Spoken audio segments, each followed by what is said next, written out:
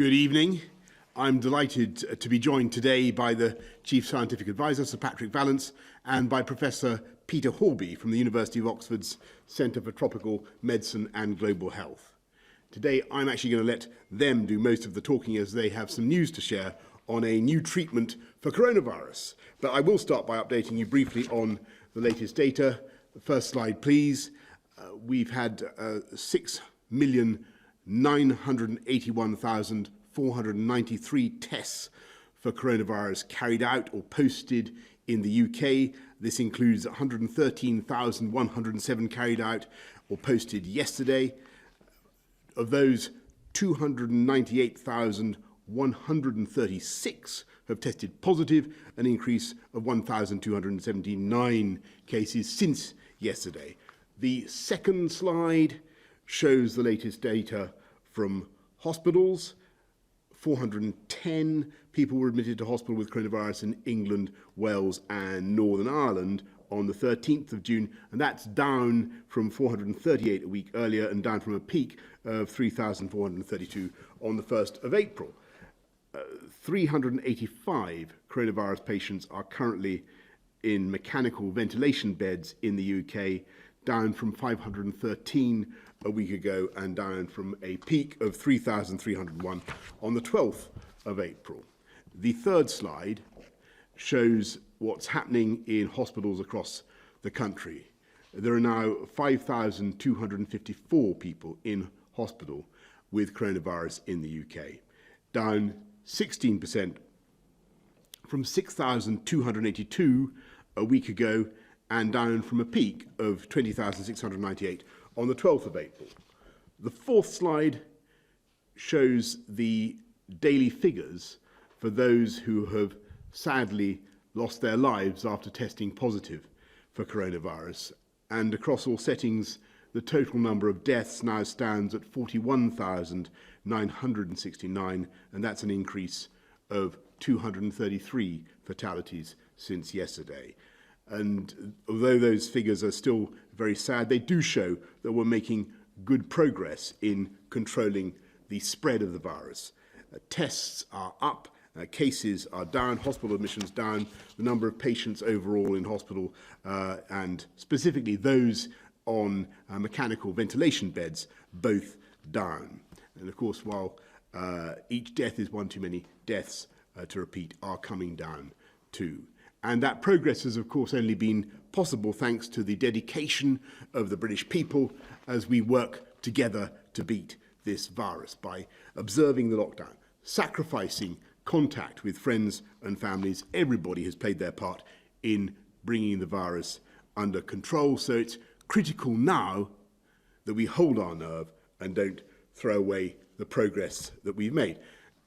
On the 11th of May, I set out the plan to help our country to recover, and step by step we're working through it carefully and deliberately, and at each stage we have only proceeded when the evidence suggests that it's safe to do so, ensuring that our 5 tests for adjusting the lockdown continue to be met. And yesterday it was great to see our shops open their doors again.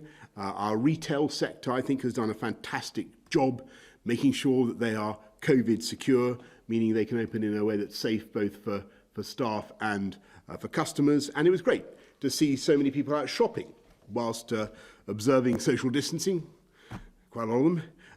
And that is so important for stopping the spread of the virus. It's also been very good to see more and more children coming back to school this week. Some secondary pupils now returning for face-to-face contact with their teachers ahead of the exams next year. But I want to say to all parents whose children are eligible to return in primary school, and there's loads of them, I want to assure you it is safe and there is no need for your kids to miss out on their education. I hope they will go to school.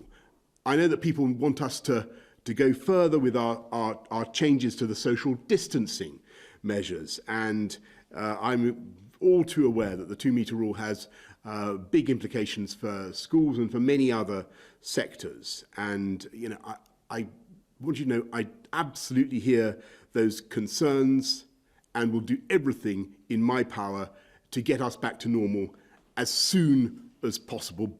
But we must proceed carefully and according to our plan. And I'm still committed to that central goal, to get back to life as close to normal as possible for as many people as possible, as fast and as fairly as possible, in a way that minimises the risk of a new epidemic, minimises the risk to life, and maximises our chances of a strong economic and social recovery. So our plan sets out the next step for adjusting lockdown.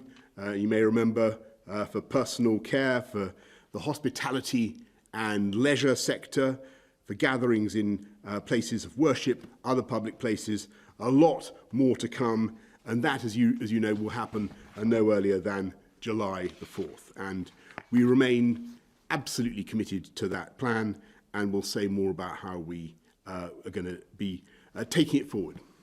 But today, there's other news, because the global efforts to find a long-term solution to the pandemic continue, whether that's through a vaccine or treatment. And I'm absolutely delighted that the biggest breakthrough yet has been made by a fantastic team of scientists right here in the UK, and I'm not really qualified to pronounce on this drug and its effects, but I'm going to ask Sir Patrick and Professor Horby to say more in a moment. But I am proud of these British scientists, backed by UK government funding, who have led the first robust clinical trial anywhere in the world to find a coronavirus treatment proven to reduce the risk of death. And I'm very grateful to the thousands of patients in this country who volunteered for the trials. Thank you. This drug, dexamethasone, can now be made available across the NHS. And we've taken steps to ensure we have enough supplies, even in the event of a second peak. Of course, while the chances of dying from COVID-19 have been greatly reduced by this treatment, or significantly reduced by this treatment, they're still far too high. So we must redouble our research efforts, and we certainly will. But today, I think that there is genuine cause to celebrate a remarkable British scientific achievement, the benefits it will bring, not just in this country, but around the world. And I'll now hand over to Sir Patrick. Thank you very much, Prime Minister.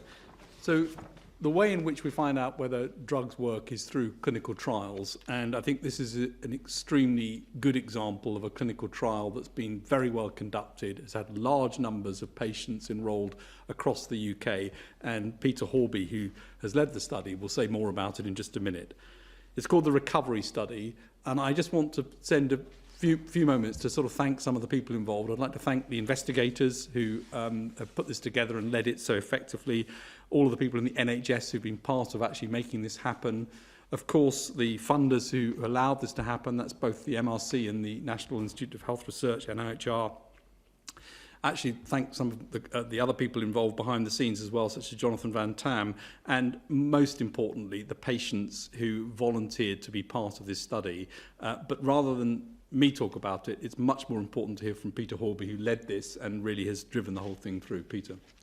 Yeah, thank you very much. So I'm co-chief investigator of the recovery trial with Professor Martin Landry, and we've been supported by an absolutely fantastic team in Oxford and also across the entire NHS, because the trial has been implemented across all countries in the United Kingdom, more than 175 hospitals, with tremendous efforts by NHS staff who are under enormous pressure to actually talk to patients, tell them about the benefits of getting good clinical trial evidence to make sure we have the best treatments, and getting them into the trial. And I think we've broken some records. So in 3 months, we've enrolled over 11,500 patients. So this makes it by far the biggest clinical trial in the world. and we've been testing 6 different drugs. A couple of weeks ago, we declared an answer on hydroxychloroquine, showing that in hospitalised patients it doesn't work. And this week, we've got some news on dexamethasone, which, as we've heard, is a steroid drug. It's an old drug. Some people would say it's a very boring drug. It's been around for 60-odd years. It's very cheap. It costs pounds, and overseas it costs pennies. And so we closed that arm of the trial on Monday, the 8th of June, because we had enrolled more than 2,000 patients on dexamethasone, and we compared them to 4,000 patients who had standard of care. And what we saw was really quite remarkable. So we've looked at different treatment groups, and the drug has a different treatment effect in different treatment groups. So in ventilated patients with COVID-19, the drug dexamethasone, so 10 days of treatment with that, which is a tablet or an injection, reduces the risk of death by about 35%. In patients on the ward who require oxygen and have COVID, it reduces the risk of death by about 20%. That covers about 75% of patients in the hospital who will receive a mortality benefit from using this drug. There's another group of patients who don't require oxygen but have COVID, and we did not see a benefit in those patients. So it's not a drug that you would use in the community or in outpatients or in patients on the ward who didn't have breathing difficulties. But in patients with breathing difficulties who require oxygen or ventilation, it really is showing quite a significant effect. And it's really important because the drug itself is very widely available. It's on almost every pharmacy shelf in every hospital. It's available throughout the world, and it's extremely cheap. So we've looked at the numbers, and if we treat 8 patients in intensive care with this drug, we'll save 1 life. And the total cost of treating all 8 patients is only about £40. So this is really, really remarkable, and we're extremely pleased with this result. We're continuing with the trial because we have still 4 other drugs in the trial.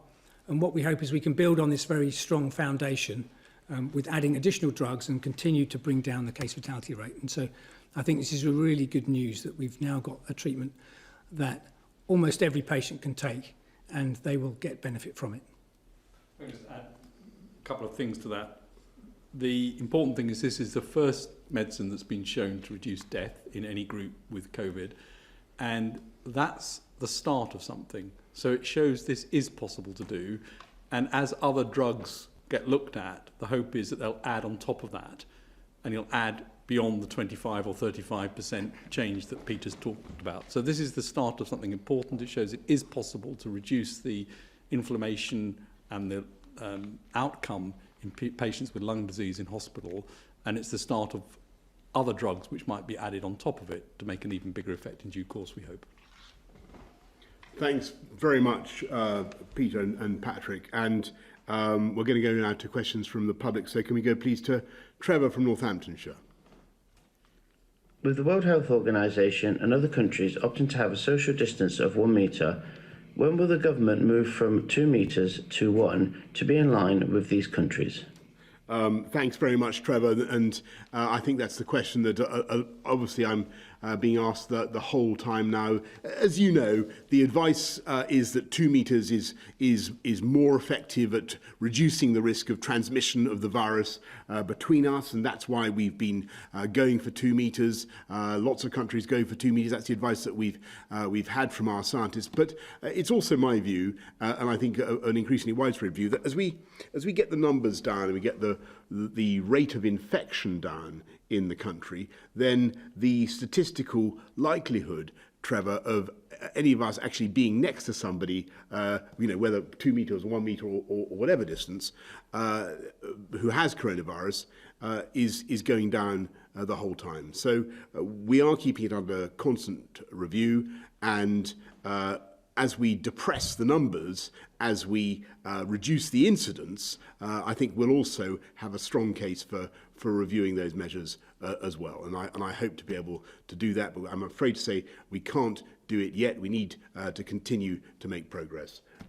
Patrick, anything you want to say on I think that's exactly right, Prime Minister. 2 metres is safer than 1 metre. But it's not an absolute, it's a relative, and obviously the closer you get, the riskier it is, so it's a risk assessment.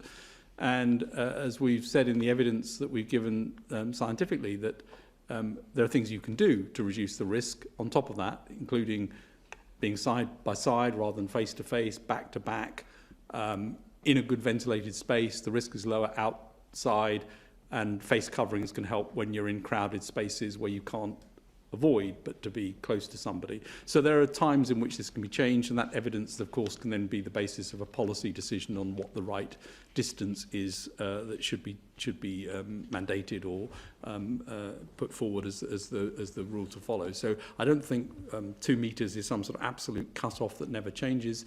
And as the Prime Minister said, when you look at the incidence, the number of people getting the infection every day, or the prevalence, the number of people with the disease at any one time, which currently, according to the ONS numbers, are something like 6 out of 10,000 people have the infection at the moment, you can see the probability gets quite low, and therefore you can start to think about ways in which you can manage the distance in certain circumstances in different ways.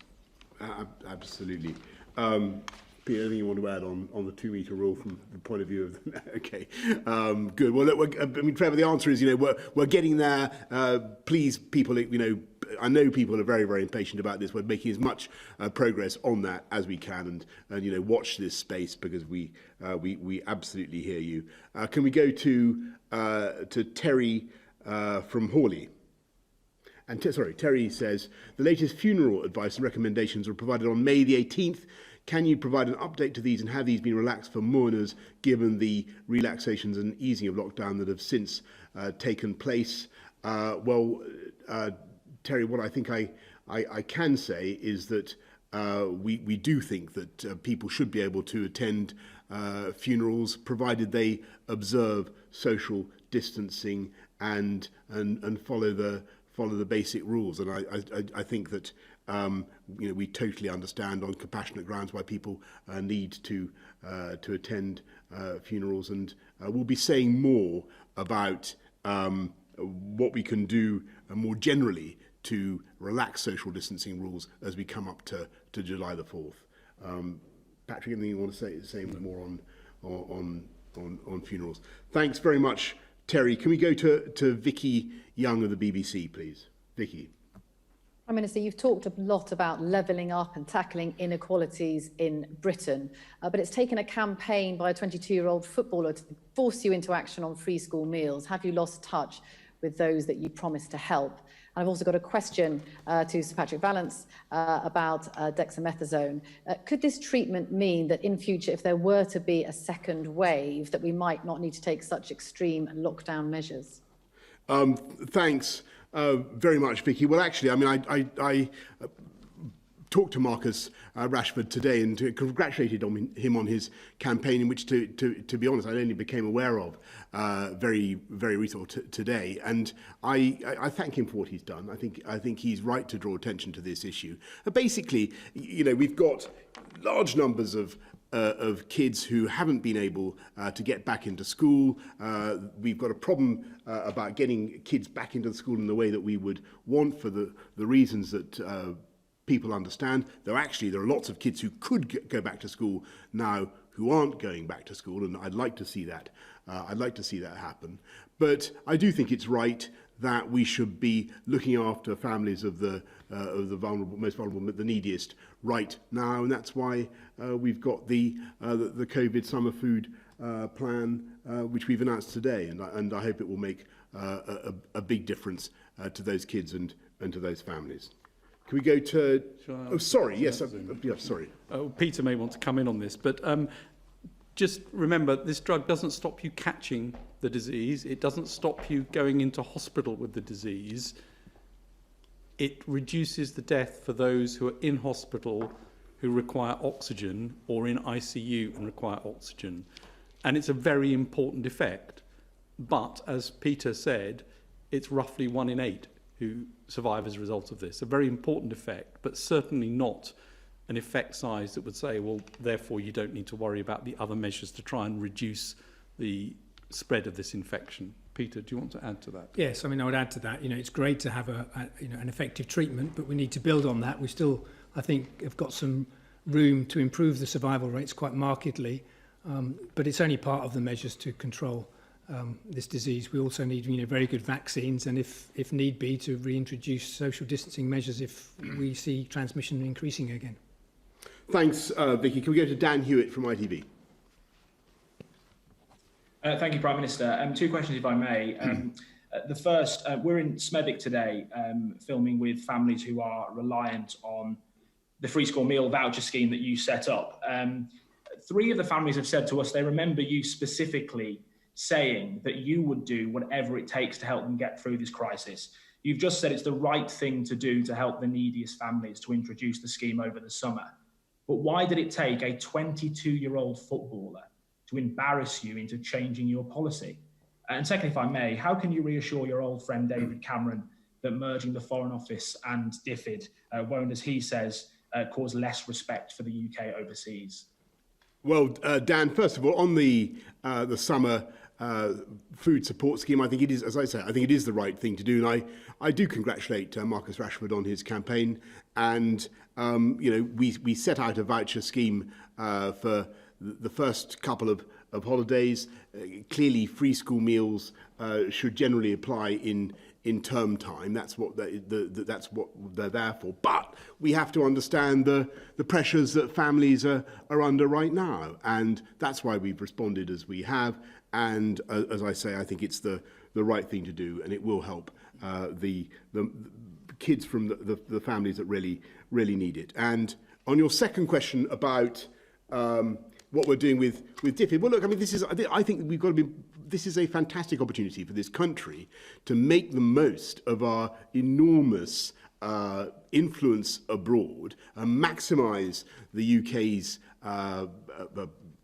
projection by merging DFID and the FCO. And frankly, I think it's extraordinary we haven't done it earlier. We have 28 out of 29 OECD countries do it this way. It's far more coherent. It means that the sums that we spend on aid are used not just to tackle poverty, deprivation around the world, but they're far better in line with UK government policy and the priorities of the British people. And I'm absolutely certain it's the right thing for our country right now. And think of things like the coronavirus vaccine summit, the Gavi summit that we held just the other day. It was a fantastic example of the UK leading in helping to raise $8.8 billion dollars, $8.8 billion to come up with a vaccine,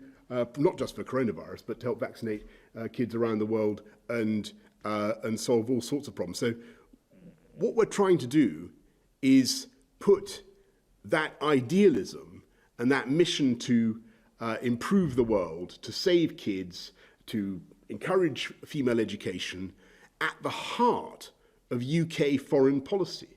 And we're creating a new Whitehall super department that will actually, I think, enable us to express our views much more powerfully around the world. It would be good for development aid and good for the UK, and it's the right time to do it.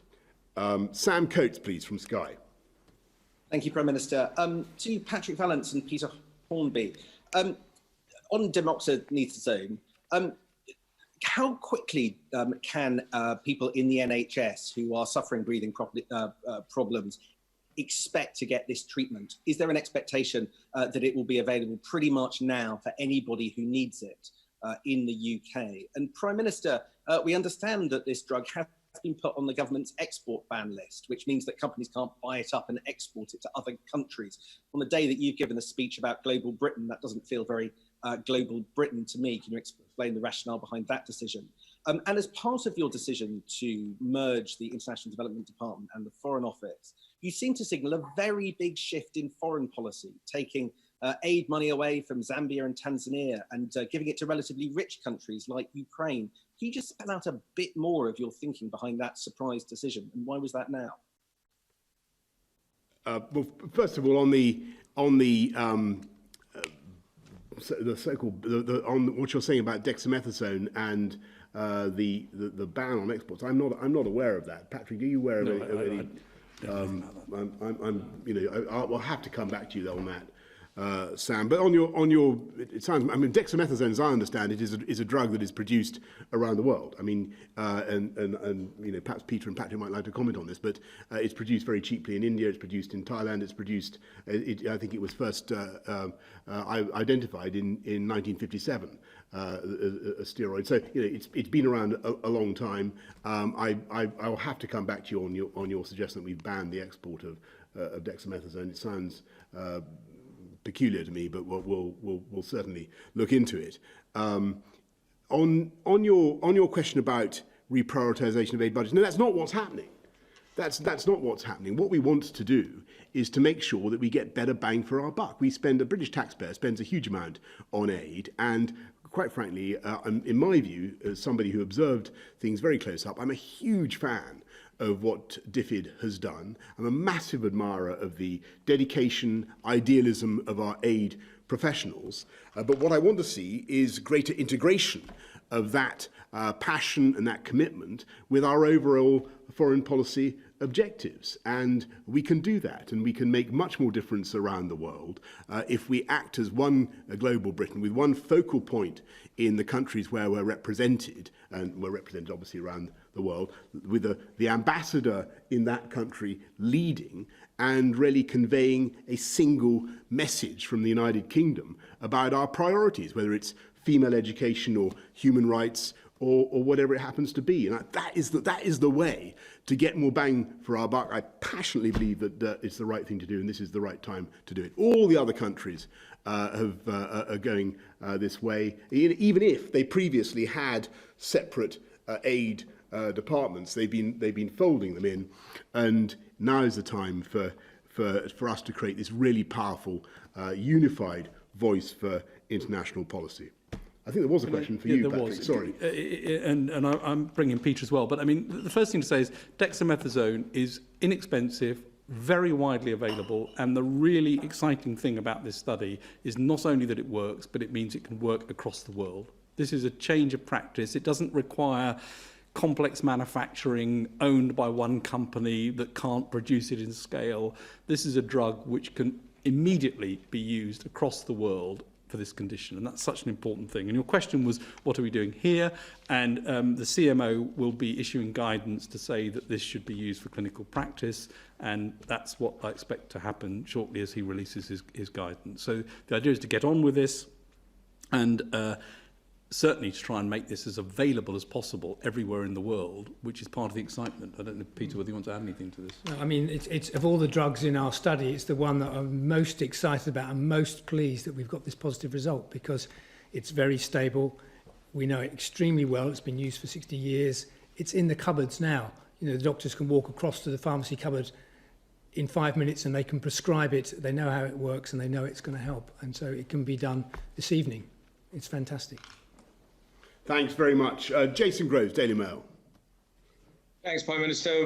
12 weeks or so ago, you stood in that room and predicted we'd have sent the coronavirus packing in 12 weeks. Just said for lots of people, it doesn't feel like that.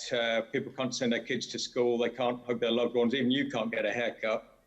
Are we going to have cracked it in another 12 weeks? And can I ask on a personal note how Wilfred is getting on? Is he keeping you awake at night? Has he seen his grandparents yet? Well, look, Jason, look, first of all, actually what I said was that we were going to turn the tide within 12 weeks. That's what I don't hesitate to correct an illustrious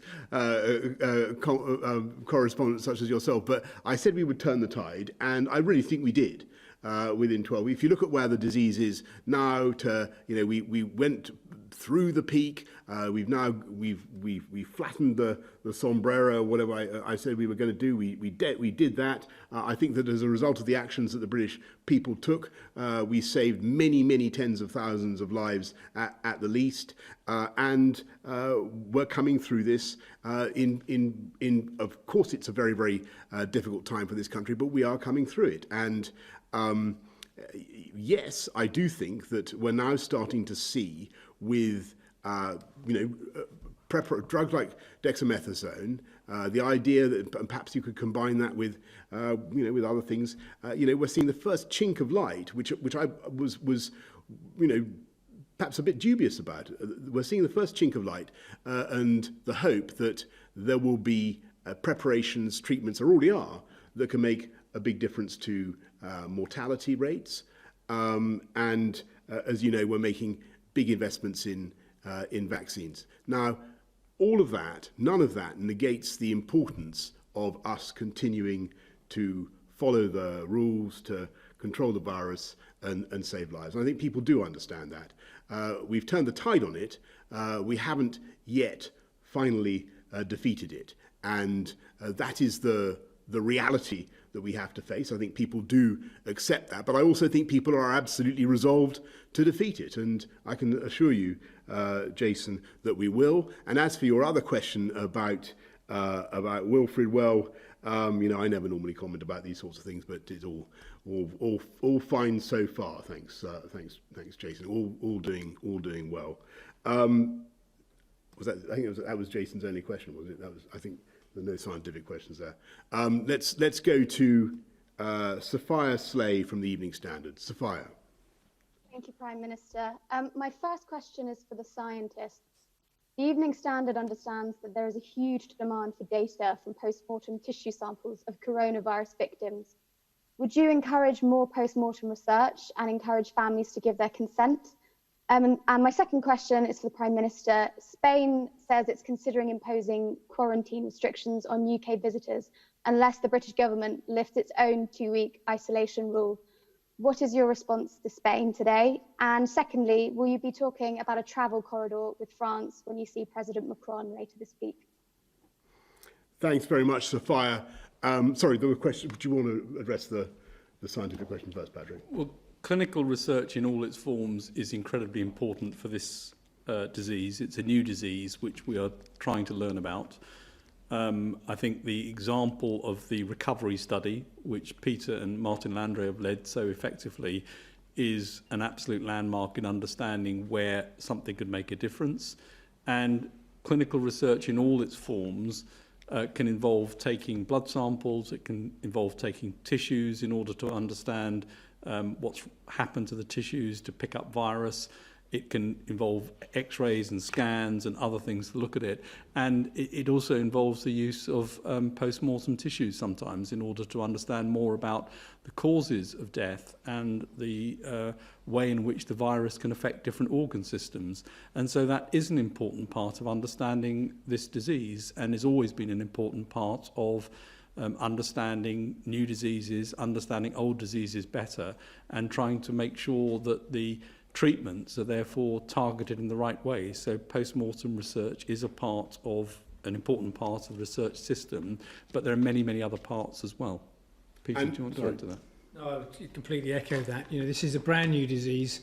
We're learning, every day, but there's still so much we don't know. We still don't know how it affects the blood vessels, how it affects the heart muscle, how it affects the nervous system. We really need to understand that properly to really make progress. And I think, there's many contributions that people can make, and agreeing to post-mortems is one small way that they can make a contribution to other patients. Thanks very much. Just to say, obviously, I'll be talking to Emmanuel Macron about all sorts of ways in which we can bring our countries together, making sure that we eventually will be able to travel freely to and from each other's countries. Same goes obviously for Spain as soon as we can. The reason for having the quarantine system is very simple. It's we don't want to re-import the disease just at the moment when we've really got it under control in this country. But we're certainly looking at air bridges and ways to ensure that people can safely go on holiday eventually. Daniel Barnes from the South Wales Argus. Thanks, Prime Minister. Yesterday, Welsh First Minister Mark Drakeford said in his briefing that he'd not spoken to you for 3 weeks. Does this lack of communication explain why you've been unable to maintain a consistent four-nation approach during this pandemic? Well, Daniel, actually, we've done a huge amount of collaboration and conversation with Mark and with leaders in all the nations of the UK. And actually, I think that, as I've said many times before, there's far more that unites us than divides us. Welsh Government ministers, minister from Scotland, Northern Ireland, they've been at all the COBRA meetings. They're talking continuously to Chancellor of Duchy of Lancaster, and I look forward to talking to Mark as soon as possible. But while you're on, Daniel, I might just say from the South Wales Argos, I might just say that the people of Cardiff were amongst those who really volunteered in large numbers for the trial that enabled the dexamethasone that enabled the dexamethasone trial to be successfully completed. So a big shout out and a big thank you to the people of Cardiff for their volunteering.